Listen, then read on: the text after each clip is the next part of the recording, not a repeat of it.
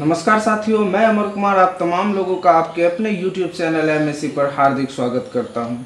साथियों, आज के क्लास में हम लोग सीखेंगे द्विघात समीकरण में गुणनखंड विधि से द्विघात समीकरण को हल करना, उसका मूल ज्ञात करना। पिछले वीडियो में हम लोगों ने 4.2 के प्रश्न संख्या 1 को देखा था। आज उसी के अंतर्गत हम लोग कुछ उदाहरण को गुणनखंड विधि से हल करने का प्रयास करेंगे। तो आइए शुरू करते हैं। साथियों, पिछले वीडियो में हम लोगों ने इस उदाहरण को समझा था। उदाहरण में लिखा है जॉन और जीवंती दोनों के पास कुल मिलाकर के 45 कांचे थे। इसके विषय में हमने पढ़ करके इसका जो है हल को हम लोग x square minus 45x plus 324 बराबर 0 तक निकाल चुके थे। एक कुटीर उद्योग एक दिन में कुछ खिलौने निर्मित करता है, ये वाला सवाल को भी x square minus 55x plus 750 बराबर 0 तक निकाल चुके थे। आज जो हम लोग सीखेंगे ये प्रश्न संख्या 2 है। प्रश्नावली 4.2 का प्रश्न संख्या 2 है, जिसमें कह रहा है कि उदाहरण 1 में दी गई समस्याओं को हल कीजिए। तो उदाहरण 1 में तो हमारे पास जो समस्या है वो ये है कि x square minus 45x plus 324 बराबर 0, इसी समस्या को हल करना है। और उदाहरण 1 में 2 सवाल है, 1 और 2। इसमें जो समस्या है वो है x square minus 55x plus 750 बराबर 0। तो सबसे पहले हम इस समस्या को हल कर लेते हैं। ये समस्या है x square minus 45x plus 324 बराबर 0। जरा इसको समझ लेते हैं। इसको हम गुणनखंड विधि से हल करेंगे। तो यहाँ लिखा है 324। गुणनखंड विधि का क्या नियम है? सबसे पहले हम क्या करेंगे, शुरू वाला को अंतिम वाला से गुणन करेंगे। गुणन करने के बाद उसका खंड करेंगे। इसके आगे कुछ नहीं है। तो एक गुना 324 हुआ, और 324 का ऐसा खंड करेंगे कि उसको जोड़ने पर 45 हो जाए और उन दोनों को गुना करें तो 324 हो जाए।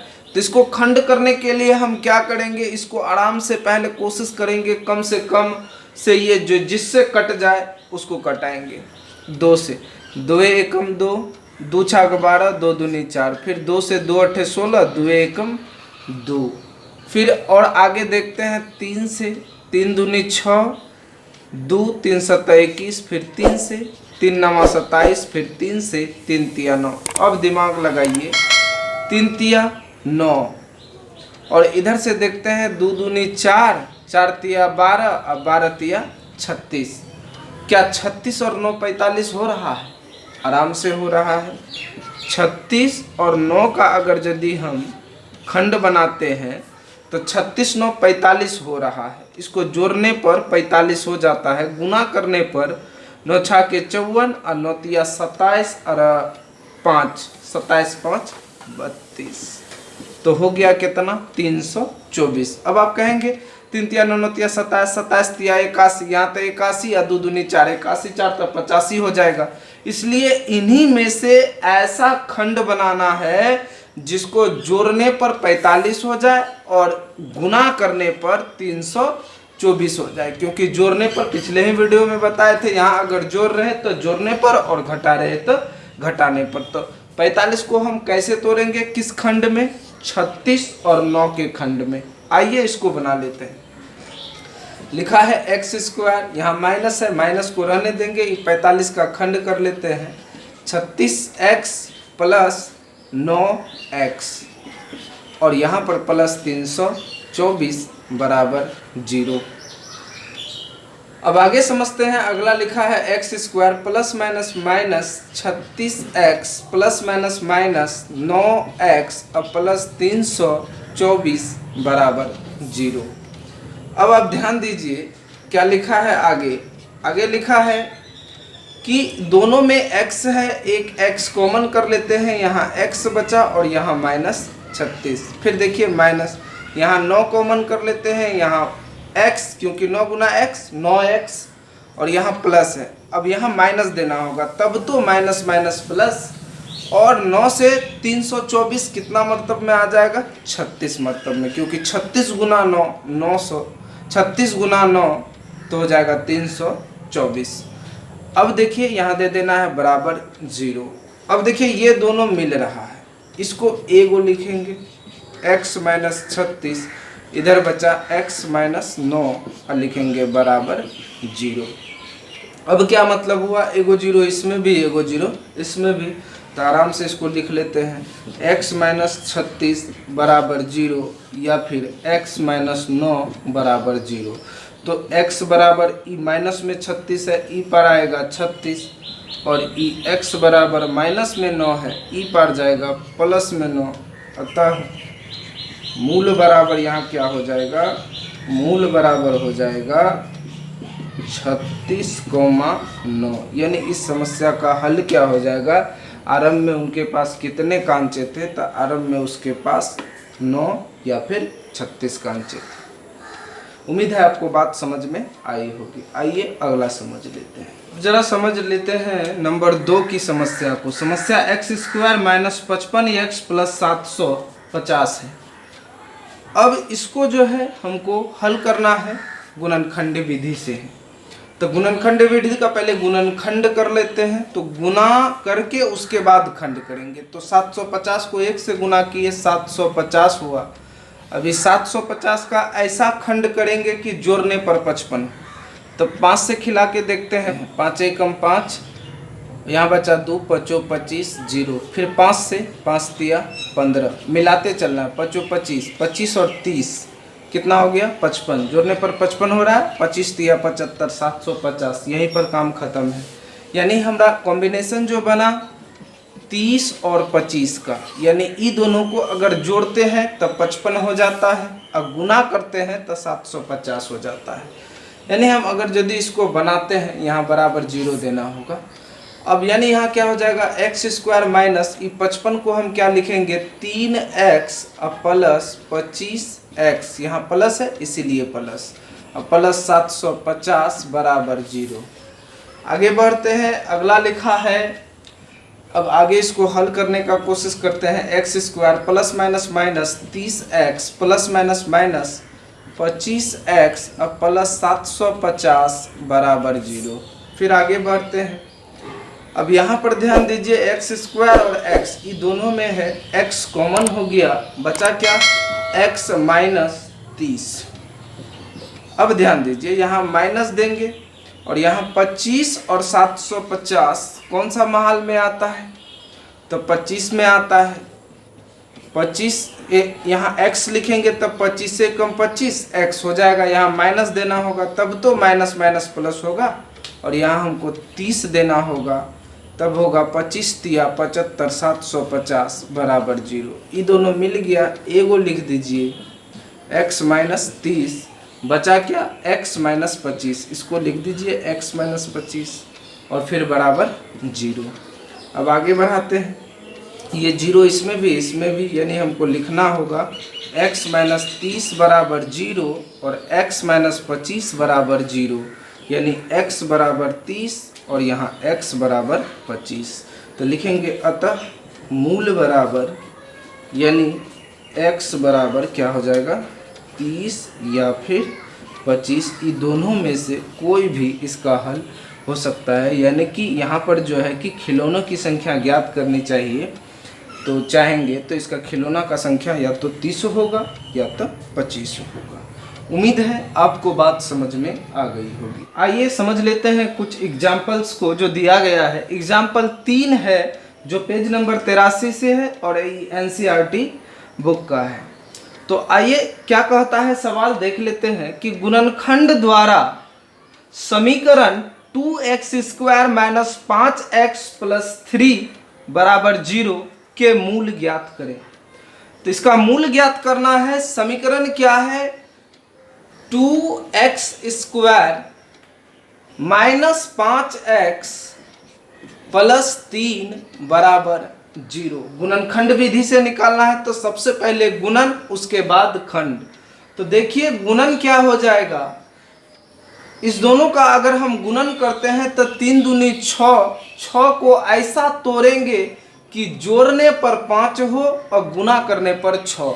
देखिए 3 दूनी 6, 3 और 2 का पेयर बनेगा या फिर 2 और 3 का पेयर बनेगा। ध्यान दीजिए 3 दूनी 6, 3 को भी पहले लिख सकते हैं या 2 को पहले लिख सकते हैं, इससे कोई प्रॉब्लम नहीं है। देखिए तो 3 दूनी 6, गुना करने पर 6 हो रहा है, ये दोनों का गुणन मिल रहा है, ये दोनों का गुणन मिल रहा है। क्या ये दोनों का जोड़ 5 हो रहा है? 3 दू 5 हो रहा है, यानी हमारा जो खंड होगा 2 और 3 का खंड होगा। यानी हम इसको लिखेंगे 2x² माइनस यहाँ पर 2x और प्लस 3x, और इधर प्लस 3 पहले से है बराबर 0। आगे बढ़ाते हैं 2x² plus minus minus 2x plus minus minus 3x plus 3 बराबर 0, ये प्लस 3 पहले से है। आगे बढ़ाते हैं 2x दोनों में है, 2x कॉमन, यहाँ क्या बचा x, क्योंकि 2x गुना x 2x², और यहाँ माइनस है 2x तो बाहर ही आ गया है, यहाँ 1 देंगे तो 2x गुना 1 2x हो जाएगा। फिर यहाँ -3 को कॉमन करते हैं, यहाँ x और यहाँ -1, प्लस माइनस माइनस 3 गुना x 3x और माइनस माइनस प्लस 3 एकम 3 बराबर 0, ऊपर वाले से मिलना चाहिए। अब आप ध्यान दीजिए ये दोनों मिल गया, एक को लिख लीजिए x माइनस 1, बचा क्या 2x माइनस 3 बराबर 0। अब हम क्या करेंगे, एक 0 इसमें और एक 0 इसमें साट देंगे। चलिए साट देते हैं, x माइनस 1 बराबर 0 और 2x माइनस 3 बराबर 0। तो यहाँ x बराबर क्या हो जाएगा, ये माइनस में 1 है, ये पार आया तो क्या हो जाएगा 1, और यहाँ पर देखिए 2x ये माइनस में 3 है, ये पार आया क्या हो गया 3। अब देखिए यहाँ x बराबर क्या हो जाएगा 3, ये 2 गुना में है, ई पर आया भाग हुआ यानी बटे 2। अब हमारे सामने मूल क्या आ रहा है, तो लिखेंगे अतः मूल यानी x बराबर क्या आ रहा है 1,3/2, यही हमारा उत्तर हुआ। उम्मीद है आपको बात समझ में आई होगी। अब आइए समझ लेते हैं एग्जाम्पल 4 को। एग्जाम्पल 4 क्या कहता है, कहता है द्विघात समीकरण 6x² माइनस x माइनस 2 बराबर 0 के मूल ज्ञात करें। यानी समीकरण क्या है 6x² माइनस x माइनस 2 बराबर 0। इसको समीकरण, इसी समीकरण को हमको गुणनखंड विधि से हल करना है। सबसे पहले गुणन कर लेते हैं, 6 दूनी 12, 12 का ऐसा खंड करेंगे कि घटाने पर 1 बचे, x के आगे कुछ नहीं है तो 1 है। तो सीधा सरपट आप ऐसे भी दिमाग लगा सकते हैं, 4 तिया 12, 4 में से 3 गया 1, इधर अगर गुना करते हैं तो 4 तिया 12 ही होता है, यानी 4 और 3 का कॉम्बिनेशन करना है। यानी सवाल में हम लिख सकते हैं 6x² माइनस, यहाँ लिखेंगे 4x और माइनस 3x, तो 4 में से 3x गया, x बचा और -2 बराबर 0। आगे बढ़ाते हैं 6x² minus plus minus minus 4x minus minus plus 3x और -2 बराबर 0। अब ध्यान दीजिए 6 और 4 2 का 2 में आता है, दोनों में x है, x कॉमन हो गया, यहाँ 3 देंगे 3 दूनी 6, 2x पहले से था, 1x बाहर निकला तो यहाँ x बचा, और यहाँ माइनस 2 देंगे तो 2 दूनी 4, x तो बाहर आ गया है, प्लस यहाँ 1 कॉमन करेंगे 3x माइनस 2 बराबर 0। 1 से गुना करने पर ऊपर वाला मिल जाता है। देखिए ये दोनों मिल गया, एगो लिखेंगे 3x माइनस 2, इधर बचा क्या 2x प्लस 1 बराबर 0। अब ये 0 एगो इसमें लगा देंगे, 3x माइनस 2 बराबर 0, और इधर लिखेंगे 2x प्लस 1 बराबर 0। अब हम क्या करेंगे 3x बराबर, ई माइनस में 2 है, ऊपर जाएगा प्लस में 2, और यहाँ 2x है, ई प्लस में है, ऊपर जाएगा -1। अब आप ध्यान दीजिए ई प्लस में 1 है, ई पर आया -1 हुआ। अब यहाँ पर x बराबर 2, ई गुना में है, ई पर आया बटे 3। उसी प्रकार x बराबर ई -1 है, ई गुना में है, ई पर आया भाग में बटे 2। अतः मूल बराबर क्या आ गया 2/3 -1/2, यही हमारा उत्तर हुआ। तो उम्मीद है आपको बात समझ में आई होगी। आगे समझते हैं, सवाल को समझ लेते हैं। सवाल कहता है द्विघात समीकरण 3x² माइनस 2√6x प्लस 2 बराबर 0 के मूल ज्ञात करें। यानी सवाल है कि 3x² माइनस 2√6x प्लस 2 बराबर 0। जरा ध्यान दीजिए, इन दोनों को पहले गुना करेंगे, उसके बाद खंड करेंगे। तो गुना करने पर 6 हुआ, और इस 6 को ऐसा खंड करेंगे कि जोड़ने पर 2√6 हो और गुना करने पर 6 हो। देखिए, अगर इस 6 का खंड करते हैं तो √6 और √6 अगर गुना करेंगे तो 6 हो जाएगा गुना करने पर, और जोड़ेंगे तो 1√6 1√6 2√6, यानी कॉम्बिनेशन जो बनेगा, जोड़ा जो बनेगा वो बनेगा √6 का। तो इसको हल कर लेते हैं। लिखा है 3x² माइनस, यहाँ लिखेंगे √6x, यहाँ प्लस है तो प्लस √6x प्लस 2 बराबर 0। अब आगे क्या करेंगे, आगे ई माइनस से दोनों को टकरा देंगे। 3x² plus minus minus √6x plus minus minus √6x plus 2 बराबर 0। इसमें हम करेंगे क्या कि √3x को कॉमन करेंगे तो यहाँ बचेगा क्या, तो यहाँ लिखेंगे √3x, क्योंकि √3 गुना √3 3x गुना x² यहाँ माइनस देंगे, लिखेंगे √2। x एक ही है, यहाँ बाहर ही आ गया है, तो 3 दूनी 6 √6 और x तो आ ही गया।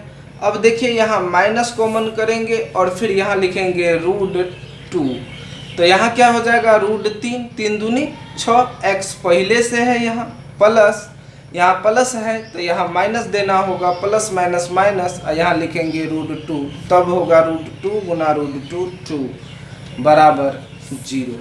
अब देखिए ये दोनों मिल गया, एगो लिख लीजिए √3x माइनस √2 और एक इधर बच गया √3x माइनस √2 बराबर 0। अब हम क्या करेंगे, अब करेंगे कि √3 में एगो 0 लगा देंगे, एगो 0 इसमें, यानी √3x माइनस √2 बराबर 0, और एगो लगाएंगे √3x माइनस √2 बराबर 0।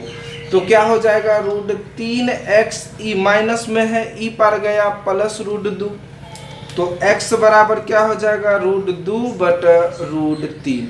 इसको हम चाहें तो लिख सकते हैं एक ही साथ रूट में 2 बटा 3।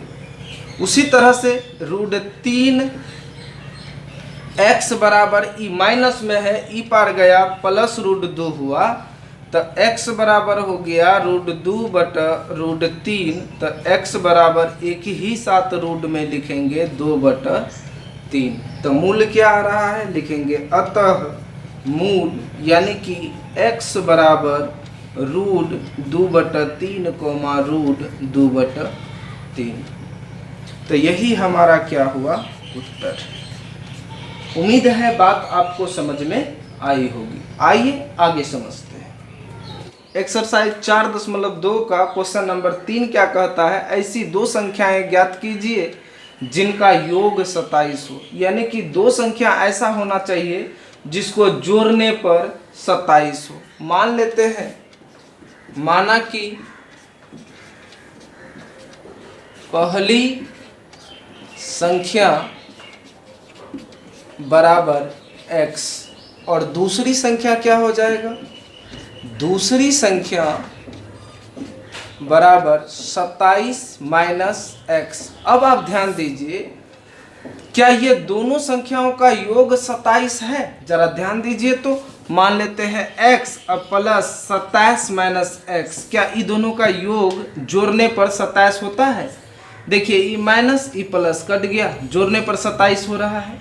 वही बोलता है कि दो संख्याओं का योग 27 है, पहली संख्या x है तो दूसरी संख्या 27 माइनस x। ऑटोमेटिक दूसरी वाली संख्या जो संख्या का योग दिया है उस संख्या में अगर पहली संख्या को घटा देते हैं तो दूसरी संख्या ऑटोमेटिक निकल जाएगी। अब सवाल क्या कहता है प्रश्न से प्रश्न कह रहा है कि ये दोनों संख्याओं का गुणनफल 182 है, यानी कि ये दोनों संख्या को अगर हम गुना लगा दें तो गुणनफल कितना हो रहा है 182। अब जरा इसको हल करके देखते हैं। 27 गुना x तो क्या हो जाएगा 27x plus minus minus x गुना x स्क्वायर बराबर 182।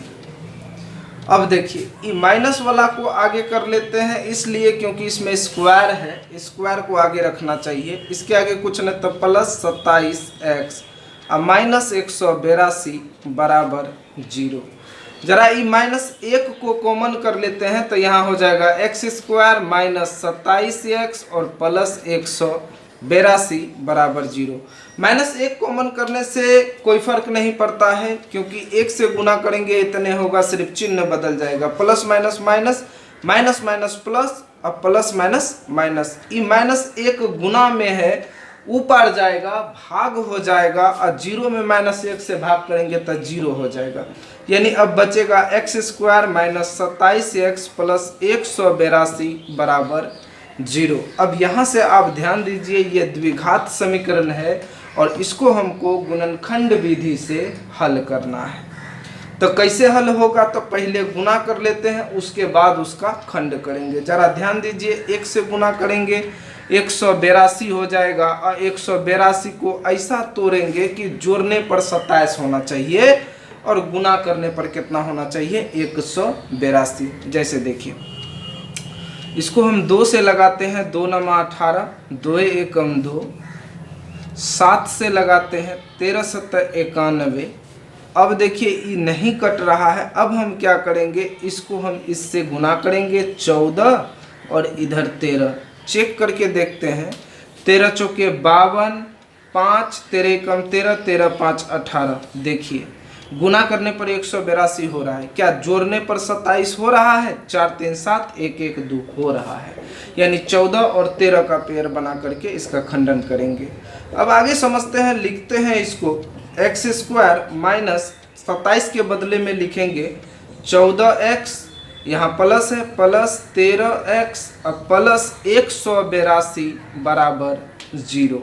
अब ध्यान दीजिए x square minus plus minus minus 14x plus minus minus 13x और प्लस 182 बराबर 0।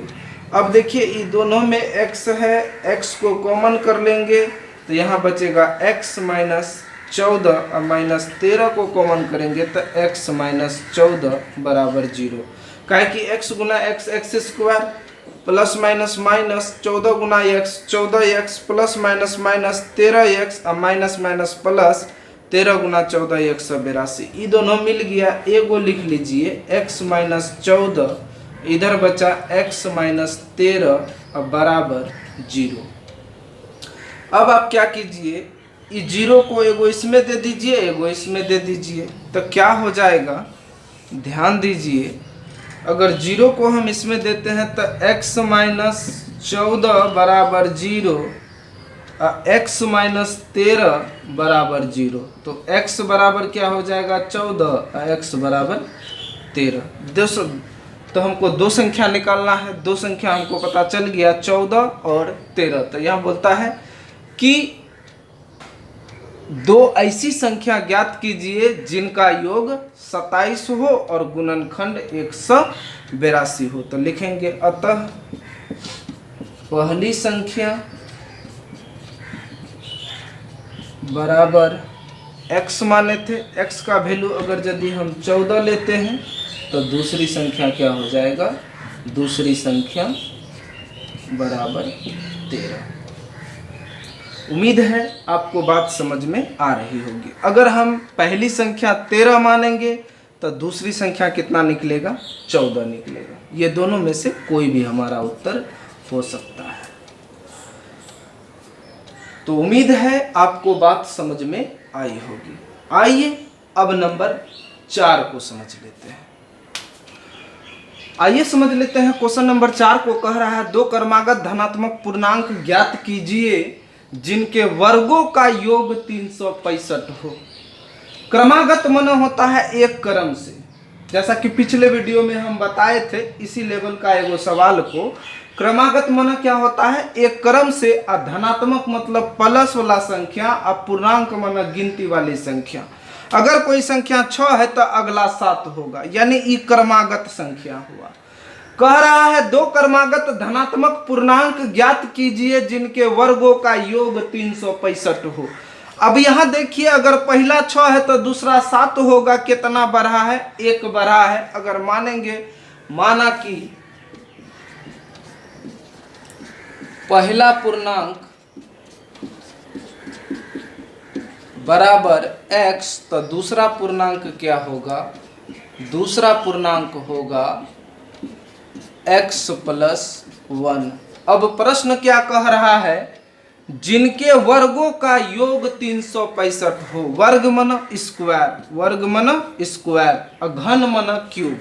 तो वर्गों का योग सीधे लिखेंगे प्रश्न से, ये दोनों का वर्ग का योग, इसका वर्ग और इसका वर्ग, ये दोनों के वर्गों का योग यानी जोड़ कितना है? 365। अब इसको हम हल करेंगे। चलिए शुरू करते हैं, देखते हैं। एक्स स्क्वायर प्लस ए प्लस बी का होल स्क्वायर, ए स्क्वायर प्लस 2ab, ए का वैल्यू x मानेंगे, b का वैल्यू 1, अब प्लस बी स्क्वायर यानी 1 पर स्क्वायर बराबर 365।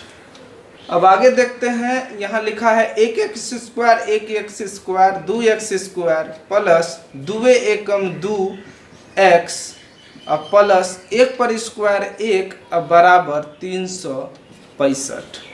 अब आगे बढ़ाते हैं, ई प्लस में है, ई पार कर देते हैं, तो 2x स्क्वायर प्लस 2x अब बराबर 365 माइनस 1। अभी दोनों में 2 2 है, 2 कॉमन कर लेते हैं, तो यहाँ बचा x स्क्वायर प्लस, और 2 तो बाहर आ गया है, तो यहाँ बचा x अब बराबर 365 में से 1 गया तो बचा 364। आगे देखते हैं, ये गुना में है, ऊपर जाएगा भाग हो जाएगा, यानी x स्क्वायर प्लस x बराबर 364/2। तो अब बचा क्या? x स्क्वायर प्लस x बराबर, इसको कटा देते हैं 2 एकम 2, 2 8 16 और 2 दूनी 4, 182। अब देखिए आगे क्या कह रहा है कि ई प्लस में है, इसको ई पार ला लिया जाए, x square plus x minus 182 बराबर 0। अब इसको हमको ऐसा खंड करना है कि घटाने पर 1 बचे और गुना करने पर 182 हो। तो 182 का खंड करके देखते हैं, तो 182 का खंड क्या लगेगा? ध्यान दीजिए, 2 से लगाते हैं, 2 नमा 18, 2 एकम 2, 7 से 13 7 91। अब देखिए 7 दूनी 14, और 14 में से अगर हम 13 को घटाते हैं तो बचेगा क्या? x बचेगा। और इसको अगर गुना करते हैं 13 गुना 14 तो होगा 182। 13 चौके 52, 13 एकम 13 और 5 18।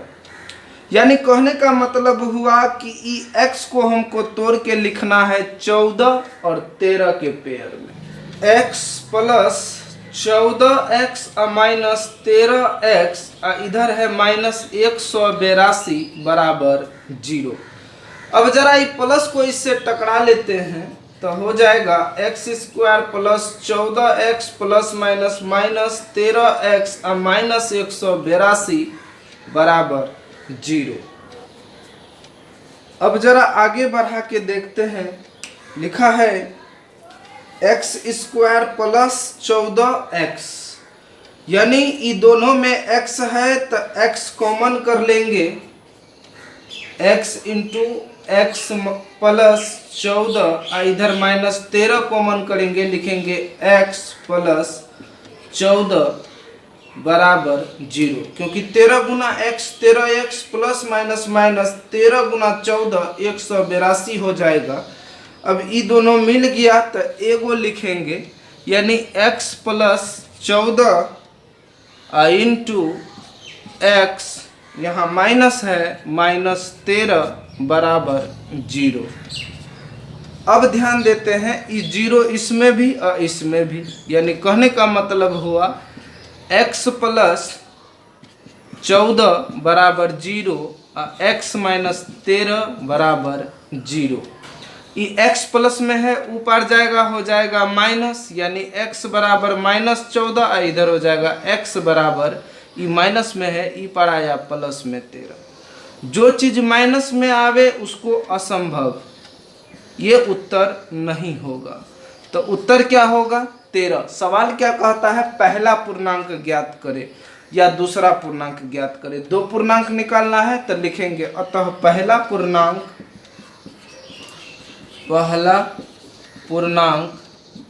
बराबर 13 और दूसरा पूर्णांक बराबर 13 प्लस 1 बराबर 14। कहे कि यहाँ x प्लस 1 है, x का वैल्यू 13 आया है, 13 प्लस 1 तो कितना हो गया? 14। यही हमारा उत्तर हुआ। उम्मीद है आपको बात समझ में आई होगी। अब समझ लेते हैं क्वेश्चन नंबर 5 को। क्वेश्चन नंबर 5 कह रहा है कि एक समकोण त्रिभुज की ऊंचाई इसके आधार से 7 सेंटीमीटर कम है। यदि कर्ण 13 सेंटीमीटर का हो तो अन्य दो भुजाएं ज्ञात करें। सबसे पहले एक समकोण त्रिभुज बना लेते हैं। ये देखिए, ये एक समकोण त्रिभुज हुआ, इसका हम नाम रख लेते हैं ABC। अब क्या बोलता है? एक समकोण त्रिभुज की ऊंचाई इसके आधार से 7 सेंटीमीटर कम है। पहले आधार मालूम होगा तब ना इसका लंबाई क्या बोलता है कि इसके आधार से 7 सेंटीमीटर कम है। यानी अगर यदि आधार x है तो ई x से 7 सेंटीमीटर कम है। क्या कम है? तो लंबाई कम है। अब आप समझने का कोशिश कीजिए, यानी समकोण त्रिभुज का आधार क्या मानेंगे हम? x। तो यहाँ लिख लेते हैं कि माना कि समकोण त्रिभुज का आधार बराबर x। तो शीर्षलंब यानी लंब ऑटोमेटिक कितना हो गया? लंब हो गया x माइनस 7, क्योंकि इसके आधार से 7 सेंटीमीटर कम है। आधार x है तो इससे 7 सेंटीमीटर ही लंब कम है। यदि कर्ण 13 हो, यानी कर्ण कितना दिया है? 13 सेंटीमीटर। ये सारे के सारे सेंटीमीटर में है। अब आइए सवाल को समझते हैं कि आगे इसको करना क्या है। तो यहाँ लिखना है कर्ण स्क्वायर बराबर लंब स्क्वायर जोड़ आधार स्क्वायर। कर्ण स्क्वायर बराबर लंब स्क्वायर जोड़ आधार स्क्वायर, या फिर लंब स्क्वायर प्लस आधार स्क्वायर बराबर कर्ण स्क्वायर, ऐसा सूत्र होता है। यानी कर्ण स्क्वायर बराबर लंब स्क्वायर जोड़ आधार स्क्वायर। इसको इधर रखें या इधर रखें कोई फर्क नहीं पड़ता है। अब देखिए लंब कितना है? x माइनस 7, तो लिखेंगे x माइनस 7 का होल स्क्वायर प्लस आधार कितना है? x है तो लिखेंगे x स्क्वायर बराबर कर्ण कितना है? 13, तो 13 पर स्क्वायर। अब देखिए x माइनस 7 का होल स्क्वायर यानी a माइनस b का होल स्क्वायर सूत्र बैठा लेते हैं। a square minus 2ab plus b square यानी 7 का स्क्वायर। अब प्लस यहाँ x स्क्वायर पहले से है बराबर 13 पर स्क्वायर 169। आगे समझने का कोशिश करते हैं। आगे हम क्या करेंगे? ये x स्क्वायर लिख देंगे, 7 दूनी 14x लिख देंगे, प्लस 7 7 49 लिखेंगे और प्लस x स्क्वायर बराबर 169। अब देखिए एक x स्क्वायर कितना हो गया? 2x स्क्वायर, और इधर माइनस 14x और इधर प्लस 49 और ये प्लस में है, ई पर आया माइनस 169 बराबर 0। अब इसमें इसको घटा लीजिए, 2x स्क्वायर और माइनस 14x, और इसको अगर यदि माइनस करते हैं तो प्लस माइनस माइनस बड़ा ये है, इसको घटाते हैं 0 और 6 में से 4 गया 2 1, यानी हो रहा है माइनस 120 बराबर 0। देखिए दुक्का दू में ई सब आ रहा है, यानी ई कट ही जाएगा। दुए एकम दू और 2 सत्ते 14 और माइनस 60 दूनी 120 बराबर 0। यानी यूँ कहिए यहाँ पर 2 कॉमन हुआ और इस सब को लिख दिए। 2x², 2 सत्ते 14 और 60 दूनी 120। ये 2 गुना में है, ऊपर जाएगा भाग हो जाएगा, यानी 2 में 0 से भाग लगेगा 0। x² माइनस 7x माइनस 60 बराबर 0। अब क्या करेंगे, सबसे पहले ई दोनों का गुना करेंगे। गुना करने के बाद उसका फैक्टर करेंगे। तो गुना करते हैं तो हुआ 60 और 60 को ऐसा तोड़ेंगे कि घटाने पर 7 बचे और गुना करने पर 60 हो। तो देखिए 12 पंचे 60, 60 को अगर तोड़ते हैं 5 से, 12 पंचे 60, अब 12 में से 5 गया, अगर 12 में 5 घटाएंगे तो 7 बचेगा और गुना करेंगे तो 60 होगा। यानी 12 और 5 का पेयर बनाना है। यानी हम यहाँ लिख लेंगे x² माइनस, यहाँ लिखेंगे 12x और माइनस 5x। क्यों माइनस, तो यहाँ माइनस है और माइनस 60 बराबर 0। जरा और आगे समझने का प्रयास करते हैं। आगे क्या करेंगे, x² को यहाँ लिख देंगे, plus minus minus, minus 12x minus minus plus 5x और यहाँ कितना है माइनस 60 बराबर 0। एक मरतबा फिर से plus minus minus 12x minus minus plus 5x और माइनस 60 पहले से है बराबर 0। अब आगे समझते हैं। आगे क्या करेंगे, ये दोनों में x है, x को कॉमन कर लिए। यहाँ बचा क्या, x² था, x तो निकल ही गया, तो बचा x और माइनस यहाँ क्या बचा 12। इसमें प्लस 5 को कॉमन किए, x माइनस 12 बराबर 0। 5 गुना x 5x plus minus minus 12 पंचे 60 बराबर 0। अब आगे समझते हैं। ये दोनों मिल गया, एगो लिखेंगे x माइनस 12, बचा क्या x प्लस 5 बराबर 0।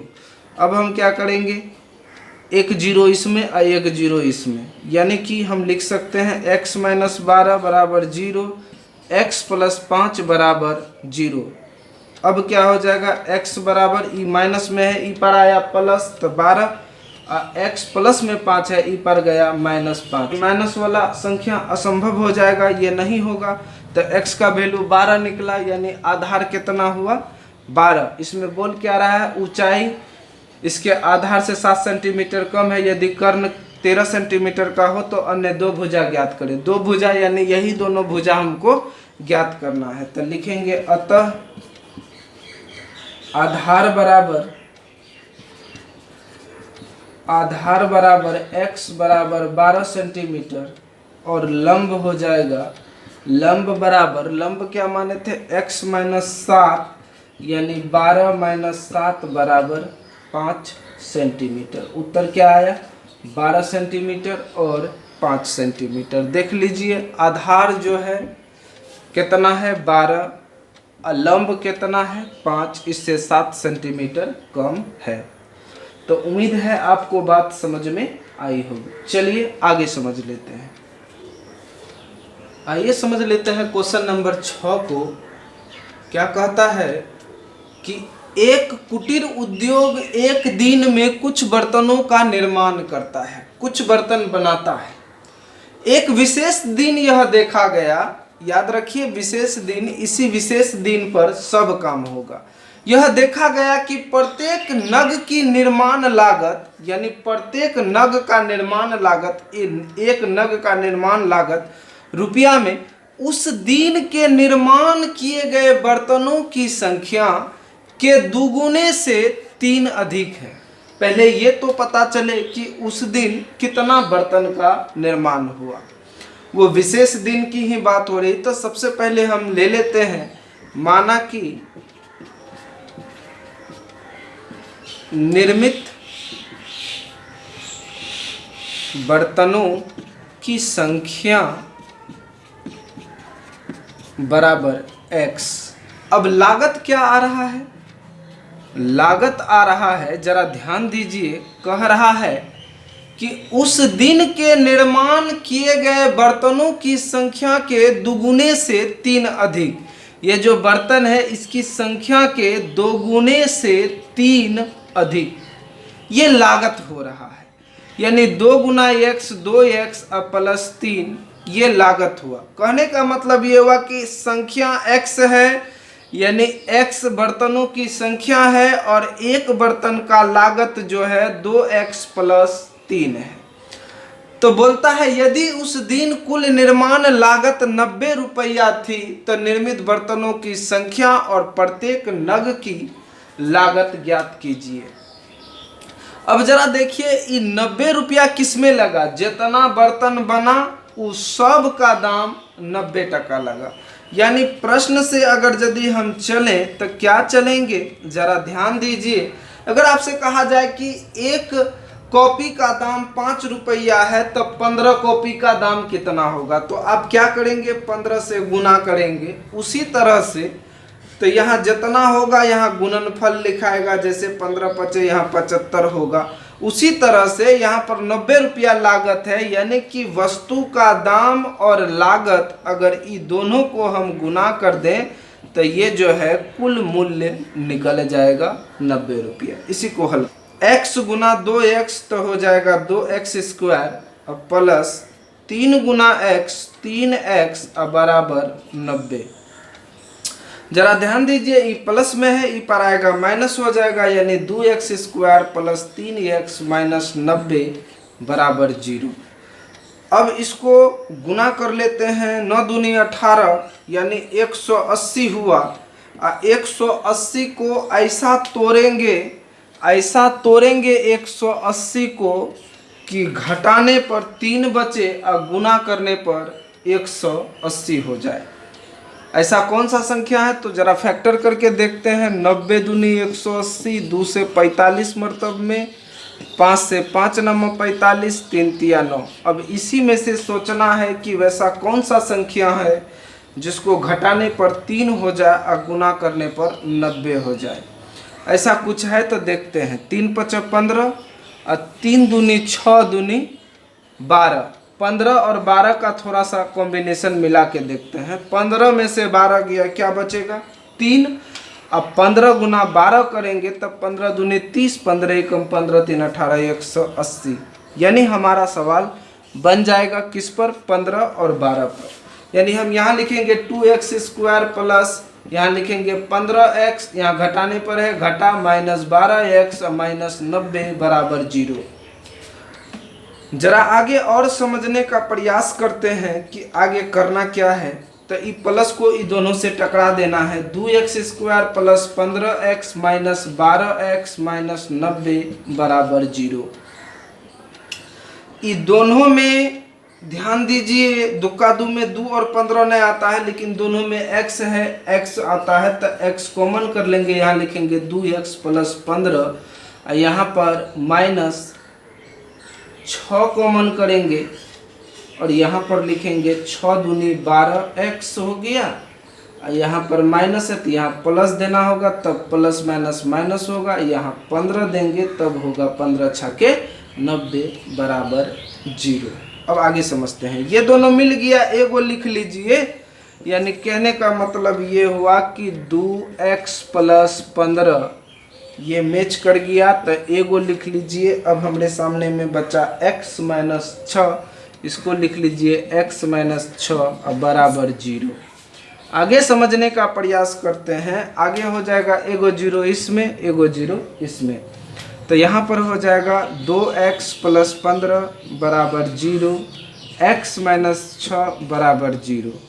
तो हो जाएगा 2x बराबर माइनस 15 और इधर हो जाएगा x बराबर 6। यहाँ हो जाएगा x बराबर माइनस 15 बटा 2, यहाँ हो जाएगा x बराबर 6। ये तो है, ये है। अब आप ध्यान दीजिए, ई माइनस में आया तो इसको ई हो गया असंभव, यानी ई होबे नहीं करेगा। अब यहाँ पर 6 है, x का वैल्यू, x क्या माने हैं, x माने हैं निर्मित बर्तनों की संख्या। तो लिखेंगे अतः बर्तनों की संख्या बराबर x बराबर 6। यानी 6 बर्तन हुआ। अब लागत निकाल लेते हैं, लागत भी मांग रहा है, तो लागत बराबर क्या है 2x + 3, तो 2x + 3, तो 2x का वैल्यू 6 और +3, 6 दूनी 12 + 3 12 3 15, यानी 6 बर्तन बना कितना रुपया में 15 रुपया में, यानी एक बर्तन का कीमत यानी निर्मित बर्तनों की संख्या माने थे x, को विशेष दिन 6 हो गया और इसमें लागत कितना लगा 15। मांग भी वही रहा है कि निर्मित बर्तनों की संख्या और प्रत्येक नग की लागत ज्ञात कीजिए। तो विशेष दिन यही कार्यक्रम हुआ 6 और 15 का। उम्मीद है आपको बात समझ में आई होगी। तो साथियों आज हम लोग प्रश्नावली 4.2 को कंप्लीट किए और नेक्स्ट वीडियो में हम लोग बात करेंगे 4.3 के विषय में। तो उम्मीद है कि आपने वीडियो को पूरा देखा और अच्छे से समझा। वीडियो पूरा देखने के लिए आपका बहुत बहुत धन्यवाद। हाँ, यदि वीडियो अच्छा लगा हो तो लाइक और कमेंट जरूर कीजिएगा। मिलते हैं नेक्स्ट वीडियो में।